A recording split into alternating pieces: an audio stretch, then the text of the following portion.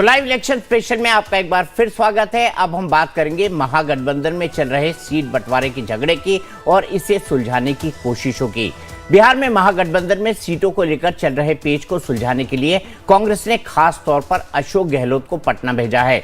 गहलोत ने सबसे पहले तेजस्वी के आवास पर पहुंचकर उनसे मुलाकात की। बंद कमरे में दोनों नेताओं के बीच लंबी बात हुई। इसके बाद तेजस्वी लालू यादव से मिलने भी पहुंचे। गहलोत ने इस मुलाकात के बाद कहा कि अच्छी बात हुई है, कल महागठबंधन की संयुक्त प्रेस कॉन्फ्रेंस होनी है। गहलोत ने यह भी कहा कि तेजस्वी और राहुल एक साथ चुनाव प्रचार करने वाले हैं। इसके साथ ही गहलोत ने यह भी कहा कि गठबंधन में 5 से 6 सीटों पर फ्रेंडली फाइट होती ही है। ये कोई विवाद 243 सीटें हैं यहाँ पर, 243 सीटें हैं। इतने बड़े महागठबंधन में 5-10 सीटों पर विवाद होगी नई बात नहीं। किसी भी प्रदेश में अगर अलायंस होगा तो हो सकता है कुछ सीटों पर आपको ना इतना की हो, पर जो मीडिया में वो ज्यादा ही आ गया, ऐसा आ गया कि पता नहीं क्या हो गया है, गठबंधन का क्या होगा, ऐसी स्थिति है नहीं। तमाम काम बहुत स्मूथली चल रहे हैं। आपको खुद को महसूस होगा 1-2 दिन के अंदर जो भी कंफ्यूजन है तमाम सब स्पष्ट हो जाएंगे। दरअसल महागठबंधन में सीट बंटवारे पर कांग्रेस की तरफ से प्रदेश प्रभारी कृष्णा अल्लावरू ने बातचीत का जिम्मा संभाल रखा था। सूत्रों के मुताबिक पार्टी आलाकमान ने उनसे अपनी बात मजबूती के साथ रखने को कहा था, लेकिन सीट शेयरिंग पर उनका रुख ऐसा रहा कि गठबंधन के अंदर भारी गतिरोध पैदा हो गया। चुनाव के लिए अभी तक सीट बंटवारे का ऐलान नहीं हो पाया है, जिसके बाद आलाकमान ने बिगड़ी बात बनाने के लिए अनुभवी अशोक गहलोत को भेजा है।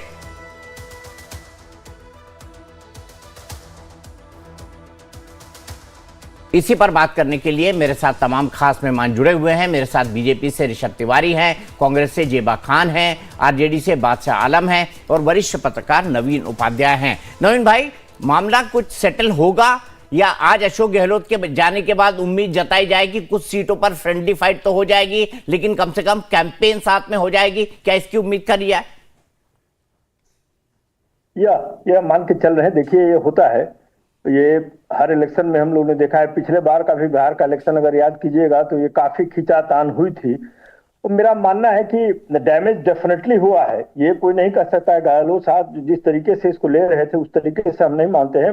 लास्ट एक सप्ताह जो प्रेशस टाइम था वो महागठबंधन ने खो दिया, और ऐसे इलेक्शन में जिसमें एक एक सीट काउंट करेगा, ये 5-6 सीटों पर अगर ट्रायंगुलर कंटेस्ट और क्वाड्रेंगुलर कंटेस्ट होता है तो आपके लिए ये आप वर्चुअली वॉकओवर दे रहे हैं एलाइज को।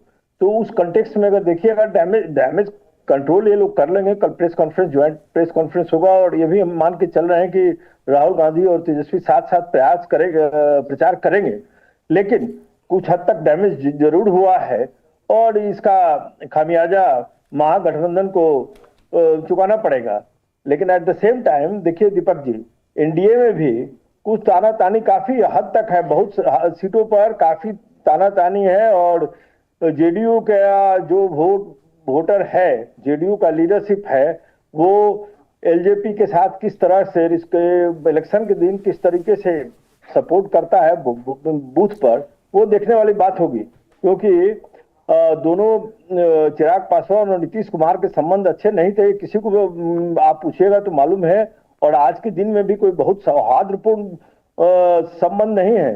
तो वहां भी ये खींचातानी गठबंधन में भले ही ऊपर से नहीं दिखाई दे रहा है, लेकिन वहां भी है खींचातानी। और ईबीसी का वोट, स्पेशली ईबीसी का जो नीतीश कुमार का वोट है, वो इस कारण से हम बार बार कह रहे हैं क्योंकि नीतीश कुमार को प्रोजेक्ट नहीं किया गया है चीफ मिनिस्टर के रूप में।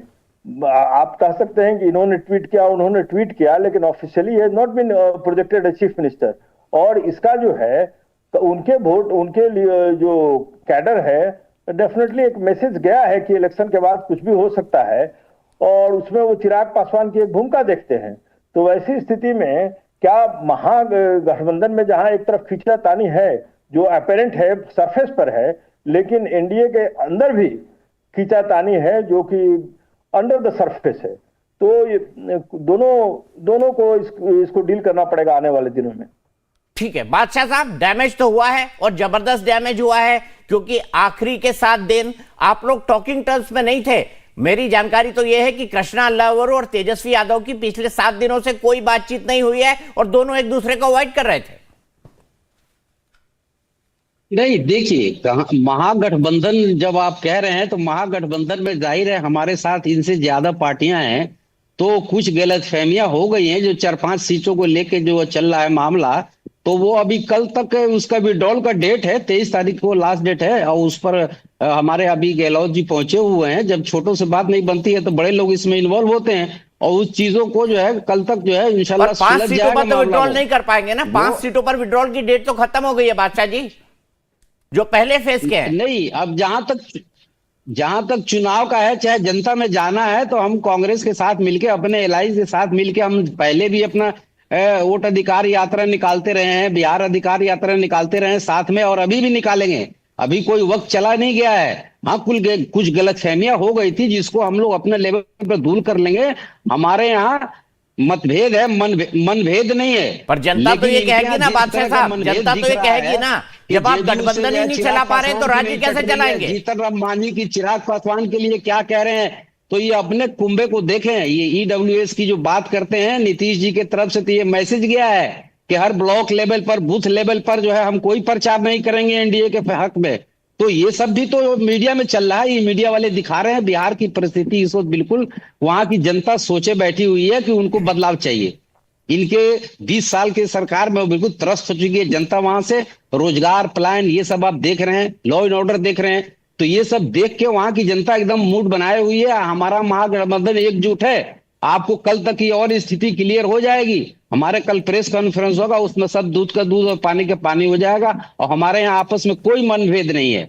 सब एक दूसरे के उससे सहमत हैं। और जो छोटी मोटी चीजें इलेक्शन में आती हैं, भाई इतना बड़ा इलेक्शन है, उसको बैठ के सुलझा लिया जाएगा। तो छोटी मोटी चीजें ऋषभ तिवारी जी, बादशाह साहब ये कह रहे हैं कि छोटी मोटी चीजें इनको सुलझा लिया जाएगा।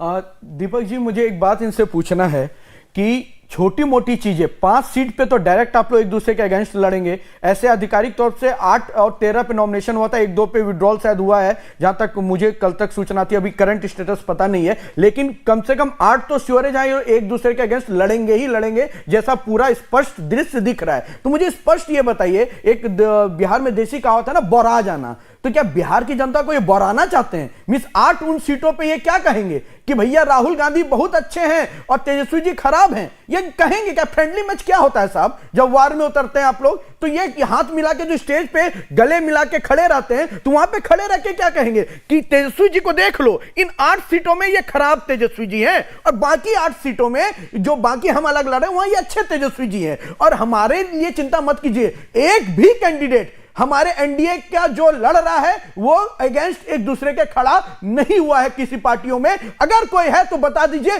इसी चैनल पे अभी बताइए। नहीं बता पाएंगे, बेवजह थ्योरी क्रिएट करेंगे कि मांझी जी ने ये बोला तो चिराग जी ने ये बोला।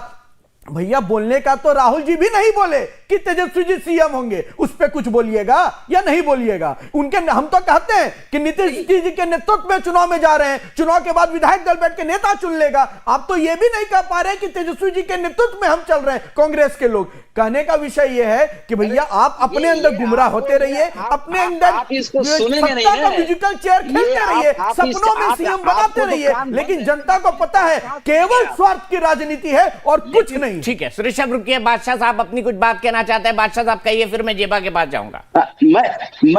मैं इनसे यही कह रहा था कि ये जो जिस तरह के हमारे गठबंधन की बात कर रहे हैं कि इनके यहाँ किसके नेतृत्व में इलेक्शन लड़ा जा रहा है, ये तो पूरा बिहार जान रहा है कि तेजस्वी यादव के नेतृत्व में इलेक्शन लड़ा जा रहा है। लेकिन इनके अपने नीतीश कुमार को ये संभाले, वो ये कह रहे हैं कि सिर्फ नेतृत्व बताने से काम नहीं चलेगा, आप चेहरा घोषित करो। आपको क्या कहा अमित शाह जी ने? चिट्ठी लेके भेजे थे या फोन किए थे ये बताने के लिए नीतीश कुमार जी? स्पष्ट रूप से गृह मंत्री जी ने कहा कि नीतीश जी के नेतृत्व में हम लड़ रहे हैं, कोई संकोच नहीं है, कोई संकोच नहीं है। बोर्ड करती है तो ये आपके यहाँ ये परंपरा है क्या? आप बिल्कुल नीतीश कुमार को ये बात समझ में आ गई है कि आप लोग किस तरह से उनको निपटाना चाहते हो बिहार में, और बिहार की राहुल जी जितना अच्छा से निपटा रहे हैं ना तेजस्वी जी को, वो भी बिहार की जनता देख रही है। वो वोटर अधिकार यात्रा नहीं थी, कांग्रेस का वर्चस्व बनाओ यात्रा थी, जिसको आज वो दिखा रहे हैं। भैया क्यों लड़ रहे हो एक दूसरे के अगेंस्ट? एक दो भाई अगर हैं, एक कमरे में हम दो भाई, दूसरे कमरे में एक दूसरे के लिए बन गए कसाई, एक के ऊपर चलेंगे। इलेक्शन नहीं लड़ रहे हैं। जी अपनी बात खत्म करिए। तो आप अपने कुंभे को देखिए, हमारे कुंभा बिल्कुल सही है और कल तक जो है सारी स्थिति साफ हो जाएगी। आज गहलोत जी पहुंचे हुए, कल हम लोग साझा प्रेस कॉन्फ्रेंस करेंगे, वो सबके सामने ये चीजें आ जाएंगी। हमारे यहाँ कोई सिर फुटोल नहीं है, सब एक दूसरे से सहमत हैं और वो जो हमने कहा कि छोटी मोटी चीजें उसको हम लोग कल तक सुलझा लेंगे।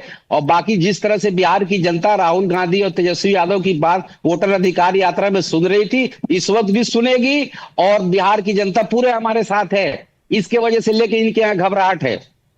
दीपक जी ठीक है, जेबा खान के पास चलता हूं। जेबा जी, आपने 7 क्रूशियल दिन बर्बाद किए हैं, आपके बीच जो कम्युनिकेशन गैप हुआ। अब विपक्षी पार्टियां और एनडीए के लोग ये बोल रहे हैं कि अगर ये गठबंधन नहीं चला सकते हैं तो बिहार में सरकार कैसे चलाएंगे, क्योंकि गठबंधन की जूतम पैजार तो सार्वजनिक हो गई। जेबा जी देखिए दीपक जी, इनकी तो आदत है झूठ बोलना, देश की जनता के सामने मंच से झूठ बोलना, चैनल पर बैठ के झूठ बोलना, गुमराह करना। बिहार के जनता के मुद्दों पर ये बात नहीं करेंगे, उनकी समस्याओं पर बात नहीं करेंगे। सिर्फ इंडिया गठबंधन में क्या चल रहा है, जब यहाँ पर आरजेडी के प्रवक्ता बैठे हैं, ये बोल रहे हैं सब सही है, मैं बोल रही हूँ सब सही है। थोड़ी बहुत कोई भी परिवार में, अरे तो अशोक गहलोत क्यों मिलने गए थे? सब सही था तो एक दूसरे के खिलाफ क्यों लड़ रहे हैं? सब सही था तो। दीपक जी सुन तो लीजिए, दीपक जी सुन तो लीजिए, दीपक जी सुन तो लीजिए। जब परिवार में प्रॉपर्टी का डिस्ट्रीब्यूशन भी होता है ना, तो छोटी मोटी नोकझोंक अच्छा, मान लिया आपने प्रॉपर्टी का डिस्ट्रीब्यूशन है, ये आपने मान लिया कि ये संपत्ति का डिस्ट्रीब्यूशन है, कौन कौन सी सीट लड़ेगा और कौन कितना माल कमाएगा, आपने मान लिया संपत्ति का डिस्ट्रीब्यूशन है। जेबा जी आप खुद अपने बोलती है और खुद ही फंस जाती है। सुनिए एक मिनट, परिवार में संपत्ति का बंटवारा या घर का बंटवारा होता है तो लड़ाई होती है, तो सीट का बंटवारा है ना। आप इसको गलत बातों को जबान पर मत, मुंह में मत डालिए, गलत तरीके से मत ये कीजिए। आप बिहार की कल बात कीजिए ना, बताइए किस तरह डिप्टी चीफ मिनिस्टर को जनता ने खदेड़ा है, इस पर बताइए ना। कि ऋषभ जी ये नहीं बता रहे कि विजय सिन्हा को क्यों लखीसराय से खदेड़ा गया, क्यों नारे लगाए गए, उल्टे इनके ये बताइए ना चैनल पर बैठ के कि बिहार की जनता उठ चुकी है, बिहार की जनता थक चुकी है इनके झूठे। और ये मजदूरों की हालत देखिए बिहार में, फटे चप्पल। इधर नहीं मिलता है, बिहार में कोई भी नहीं देता है। मिलेगा उधर हमें 4 रुपया 5 रुपया मिलता है, तो इधर 2 रुपया भी कोई बराबर नहीं देता है। रोज दिन काम नहीं मिलता, रोज भी काम नहीं मिलता है। इधर घर पे जाइए तो किधर भी अगर काम करने जाओ तो 2 दिन काम करो, 5 दिन घर पे बैठना पड़ता है हफ्ते दिन में। ये मैं नहीं बोल रही हूँ दीपक जी, ये बिहार की जनता बोल रही है, ये बात नहीं करेंगे, ये बात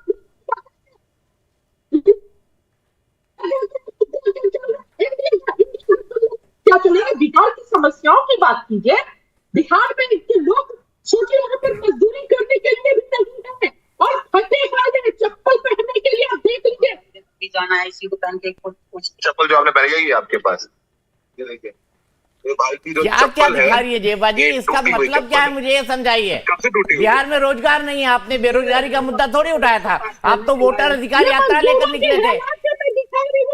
जिस पर ये बात नहीं करेंगे। अरे जेबा जी, पर आपकी पार्टी को देखिए ना, 16 दिन राहुल गांधी रहे, बिहार में पलायन, शिक्षा, मकान, दुकान, इसकी बात नहीं उठाई, वोटर अधिकार यात्रा की बात उठाई। खराब हालत बिहार की है, जो शिक्षा व्यवस्था है और जो जिस तरह बच्चे पढ़ाई छोड़ रहे हैं उस पर ये बात नहीं करेंगे, लगातार गुमराह। चलिए इनसे बात कराते हैं और ऋषभ से बात कराते हैं, पढ़ाई जो बच्चे छोड़ रहे हैं उन पर बात कराते हैं। बहुत संभल कर रहिएगा, बिहारियों को कम मत समझिएगा, बिहारी कमजोर नहीं है, बिहारी बहुत समझदार है। बिहार के लोग, आप सोचते हैं कि जुमले देकर 2014 में जैसे सत्ता में आए थे, देश को मूर्ख बनाया था, बिहार को बार बार मूर्ख बना देंगे तो काठ की हांडी बार बार नहीं चढ़ती है चूल्हे पर। 3 बार से चढ़ रही है जेबा जी। दरभंगा में मेडिकल कॉलेज है पर कोई मेडिकल कॉलेज नहीं है। मोदी जी ने 2014 में वादा किया मोतिहारी का चीनी मिल खुलवा देंगे और आएंगे तो इसी से चाय पियेंगे, अभी भी आए कोई चीनी मिल नहीं खुला। तो बिहार की जनता, चलिए अब रुक जाइए, बेवकूफ मत बनाइए। एक तरफ आप बिहार के में प्रवासी मजदूर जा रहे हैं, उसको नहीं रोक पा रहे। बिहार की माताओं और बहनों के 23 लाख वोट काट दे रहे हैं। आप देख करके वो किसको वोट देने वाले, ये अंदाज लगाकर SIR के नाम पर चुनाव आयोग के साथ मिलकर आप धांधली कर रहे हैं। उसके बाद से भी नहीं हो रहा तो हमारे कैंडिडेट को अरेस्ट करवा ले रहे हैं नॉमिनेशन के बाद, उसके बाद से भी नहीं हो रहा तो आप फॉल्स केस, पुराने केस उठा के लेकर आ रहे हैं। मतलब अलग अलग तरीके से तरह से वोटर को प्रभावित करने और जो इंडिया गठबंधन को दबाने की कोशिश की जा रही है, रोकने की कोशिश की जा रही है। ठीक है। पर बिहार का अब जेबाजी ब्रेक भी लगाइए प्लीज। झूठ बोल लीजिए, धांधली कर लीजिए, सच की जीत होती है, याद रखिएगा ये बात। ठीक है, ठीक है। अब ऋषभ, यहां पे सबसे बड़ा सवाल ये खड़ा होता है कि क्या काउंटर नैरेटिव देंगे। इनका नैरेटिव ये है कि बिहार में जानबूझ के आपकी जो सत्ताधारी एनडीए है वो लोगों को और इंडिया गठबंधन को और महागठबंधन को दबाने की कोशिश कर रही है और इसके लिए एन केन प्रकारेण हथकंडे अपनाए जा रहे हैं। सर मैंने सारे पॉइंट को सुना। पहला इन्होंने कहा कि विजय सिन्हा जी को खदेड़ा गया। कृष्णा अलूर का एयरपोर्ट का वीडियो आपको मिला कि नहीं मिला? वीडियो दिखा रही थी आप बहुत बैठकर, कौन दौड़ा रहा था उनको, कपड़े कौन फाड़ रहा था? कांग्रेस। देखिए बीच में बोलने लग गई, जैसे सच सामने आया। मैडम आपके बीच में नहीं बोला था, ध्यान से इन्होंने सुना, पॉइंट को नोट किया था। जनता ने खदेड़ा है। अरे मैडम आपके अपने प्रभारी को एयरपोर्ट से भागना पड़ गया धक्के मुक्के खाकर, किसकी टिकट बेच दिया, उस पर वीडियो काहे नहीं दिखा रही है? वीडियो बहुत वायरल है, मैं दिखा दूं? अरे किसको झूठ बोल दिया? जिसकी पार्टी पूरी झूठ पे खड़ी हो, आपकी कांग्रेस। अरे चिल्लाने को मैं चिल्लाना नहीं। जेबाजी प्लीज, जो कृष्णा भाई के खिलाफ आवाज उठाए, टिकट में जो नाराजगी है वो नाराजगी दिखाया, ये तो अच्छा मारपीट करके नाराजगी दिखाते हैं आप लोग के अंदर, कुर्ता फाड़ के नाराजगी दिखाते हैं कांग्रेसी अपने प्रभारी के ऊपर। गजब का अहिंसा प्रेमी पार्टी है भैया, गजब का अहिंसा प्रेमी है। कुर्ता फाड़ मारपीट के अपना विरोध दर्ज करते हैं। अब मैं बोल लूं? अरे मैडम बोल लूं? तुगलकी फरमान दिए जाते हैं। लगता है आपको कांग्रेस पार्टी में बोलने नहीं दिया जाता है। लोकतंत्र नहीं है, मैं आपकी परेशानी समझ रहा हूँ। यहाँ पे आपको मिला है खुला मंच, लोकतंत्र दे रहे हैं दीपक जी, इसलिए आप पूरी बोल रहे हैं। अच्छा जेबाजी प्लीज अब रुक जाइए। जेबाजी प्लीज डिबेट मत खराब करिए। मैं अपने समय में बोल रहा हूं मैडम, प्लीज बोलने दीजिए। आपके समय में नहीं बोला था। अब मैं कह रहा हूं, इन्होंने कहा कि बच्चे को पढ़ने नहीं दिया जा रहा है। अब तेजस्वी जी को कौन रोका था पढ़ने से? वो तो मजबूर नहीं थे, मजबूत थे, मजबूती थी उनके पास। किस चीज की कमी थी? काहे नहीं पढ़ लिया भैया? हम किसी को पढ़ने से नहीं रोकते। और दूसरी बात, जहां तक आपने कहा कि जो मुद्दा है सर, इनके लिए मुद्दा बस एक ही है कि कैसे हम अपने सत्ता को वापस लाएं। ना तो कांग्रेस को आरजेडी की चिंता है, ना तो आरजेडी को कांग्रेस की चिंता है। गठबंधन की इनको चिंता है ही नहीं, वरना गहलोत जी को राजस्थान से आना नहीं पड़ता। कृष्णा जी को तो उनके पार्टी के लोग ही दौड़ा दे रहे हैं, खदेड़ दे रहे हैं। उस पर कांग्रेस के पास जवाब नहीं मिलेगा अगर पूछ लेंगे तो। एक बात स्पष्ट मैं पूछना चाहता हूं कि अगर आपकी लड़ाई विकास के लिए है तो मुझे आप स्पष्ट बताइए ना, ऐसा कौन सा लड़ाई आप लड़ रहे हैं जो भाई भाई को एक जगह गले मिल रहे हैं और दूसरी जगह कह रहे हैं मेरा एक भाई भ्रष्टाचारी है उसको वोट मत देना? क्या कह के उतरेंगे इस पे? यही मेरा शुरू से लेकर अंत तक प्रश्न है कि उन सीटों पे कांग्रेस क्या कहेगी आरजेडी के लिए और उन सीटों पे आरजेडी क्या कहेगी कांग्रेस के लिए। इस पे तो आप कह रहे हैं मैं प्रवक्ता हूं कांग्रेस की, ये प्रवक्ता है आरजेडी की, दोनों मिल रहे हैं, कोई दिक्कत नहीं है, कोई गठबंधन में कमजोरी नहीं है। तो उन कैंडिडेट को क्यों क्या कहेंगे जो उतर के नॉमिनेशन करके बैठे हैं? ठीक है, बादशाह आलम जी से जवाब ले लेते हैं। बादशाह आलम जी बोलिए, वो कैंडिडेट आपस में एक दूसरे को क्या कहेंगे जो आमने सामने चुनाव लड़ रहे हैं? देखिए अब जेबाजी रुक भी जाइए प्लीज। हमारे जो ऋषभ भाई, जो हमारे ये ऋषभ भाई कह रहे हैं ना कि बादशाह में जाके हमको क्या कहना है और जनता हमारी बात सुन रही है कि नहीं सुन रही है, ये तो पूरा जग जाहिर है और पूरा मीडिया में आ रहा है, मीडिया वाले दिखा भी रहे हैं इसको। लेकिन ये अपनी बात बताएं कि ये जनता में जाके ये क्या बताएंगे? ये तो जनता में जब जाके अपना ये रेवड़ी कल्चर दिखा रहे हैं, बांट रहे हैं, जनता इनको दौड़ा रही है। वहां मैं बिहार से ही आता हूं, मैं बिहार की ग्राउंड रियलिटी में हर नेता को इनको गांव गांव से दौड़ाया जा रहा है। अब वो अशोक सम्राट अपना जो बैठे हुए हैं अशोक चौधरी, अब बस पे खड़े हो गए, वोट चोर गद्दी छोड़, वोट चोर गद्दी छोड़, जिसके बीच में भाषण देने गए थे वहां इस तरह के नारे लग रहे हैं। तो ये सब चीजें बिहार में जनता देख रही है, इनकी बात एक कोई सुनने को तैयार नहीं है, बौखलाहट इनके अंदर है। हम जाके जनता के बीच में क्या कहेंगे? जनता हमारी बात बिहार की सुन रही है, हमारे वादों पर विश्वास कर रही है और हमारे साथ इस वक्त बिहार की जनता जुड़ी हुई है। आप हमारी चिंता ना करें, आप अपना ईडी, सीबीआई, SIR, चुनाव आयोग सब मिला के आप तरह तरह से जो है उसमें बाधा डाल रहे हैं कि महागठबंधन के लोग जो है प्रचार न कर पाए, वो जाके वहां क्या बताएंगे। तो इसकी चिंता आप छोड़िए, आप अपने कुंभे को संभालिए। हमारा कुंभा बिल्कुल संभला हुआ है और जनता भी हमें पसंद कर रही है महागठबंधन की, और बदलाव बिहार में होकर रहेगा। ये देख लीजिए 14 तारीख को सब कुछ क्लियर आ जाएगा सबके सामने। बिहार आप लोगों को झोला लेके दौड़ाएगा वहां से।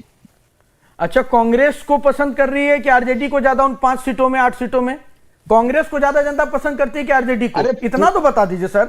गला थूक गया मेरा, सूख गया पूछते पूछते, पानी पीना पड़ रहा है मुझे। इतना बता दीजिए क्या कर रही है। और विकास की जहां तक बात कर रहे हैं, 10 सेकंड में लूंगा अगर आपको परमिशन हो तो। हमने बिहार को खड्डे से उठाकर एक्सप्रेस वे में बदला, हमने मखाना आयोग बनाया, हमने ब्रिटानिया इंडस्ट्री को इजी ऑफ डूइंग बिजनेस के तहत प्लेटफॉर्म दिए, हमने वहां पे स्वरोजगार दिया, ड्रोन दीदी के माध्यम से वहां की महिला को सशक्त बनाया, हमने वहां पे स्किल इंडस्ट्री को बढ़ाने के लिए प्रोत्साहित किया, हमने वहां पे स्वरोजगार के लिए स्टार्टअप की कई योजना चलाए हैं, जिसका सीधा साधा एग्जांपल आंध्र प्रदेश बनते जा रहा है। ठीक है, बादशाह आलम जी बताइए, इन्होंने अपनी उपलब्धियां बता दी, आप क्या कहेंगे?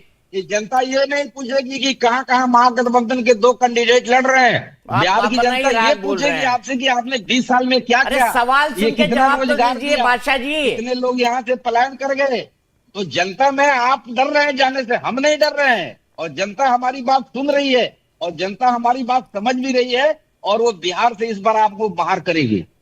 ठीक है, मैं सीधे चलता हूं नवीन उपाध्याय जी के पास। नवीन उपाध्याय जी, कल की प्रेस कॉन्फ्रेंस के बाद क्या महागठबंधन में सब कुछ ठीक ठाक हो जाएगा? क्या ज्वाइंट कैंपेनिंग हो पाएगी, या इनके आपस के अंतर्द्वंद पूरी कैंपेन के दौरान निकलकर सामने आते रहेंगे? आपका क्या इंप्रेशन है, आप क्या सोचते हैं, आपका विश्लेषण क्या कहता है?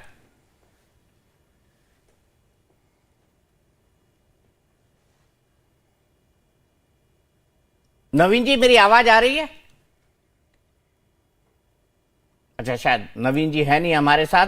मैं ऋषभ चलते चलते आपसे जानना चाहूंगा कि इनकी जो एकजुटता है, कल तो प्रेस कॉन्फ्रेंस के बाद सब कुछ साफ हो जाएगा कि गठबंधन ना केवल एकजुट है बल्कि दोनों की जॉइंट कैंपेन भी होने जा रही है। तो ऐसे में आपकी स्ट्रैटेजी क्या होगी? शुरुआत में दिक्कत हुई, लेकिन अब लग रहा है सब कुछ ठीक होने जा रहा है। सर, कल के प्रेस कॉन्फ्रेंस का इंतजार आप भी कर रहे होंगे, जनता भी कर रही होगी, लेकिन हम केवल 14 नवंबर का इंतजार कर रहे हैं कि 14 नवंबर के बाद पुनः हम सत्ता में आएंगे और सेवा भाव से आएंगे। और जनता को पता है कि जो पलायन की बात हो रही है, पलायन हमारे लिए भी मुद्दा है। अगर रेशियो निकालिएगा तो पलायन की जो रेशियो रेट है वो धीरे धीरे कम होना शुरू हुआ है, क्योंकि वहां पे स्वरोजगार की बातें कर रहे हैं। सरकारी नौकरी ये लोग माई बाप बताते थे, हमने बताया सरकार माई बाप नहीं है, सरकार सेवा के लिए है। सरकारी नौकरी की भी बात होगी और स्वरोजगार की भी बात होगी, आत्मनिर्भर बिहार के साथ साथ आत्मनिर्भर भारत की भी बात होगी। हम इन नीतियों पे सर चल रहे हैं, और हम भारत की संस्कृति के साथ साथ बिहार की संस्कृति जब तक ना जुड़े उस पे, तो वो बिहार अधूरा है। इसलिए हम बिहार को मजबूती से जोड़ेंगे और सशक्त बना के चलेंगे। इनको टिकट के लिए मार पिटोल करने दीजिए, हम जनता के लिए, विकास के लिए लड़ रहे हैं, और वही हमारा एजेंडा मुद्दा है।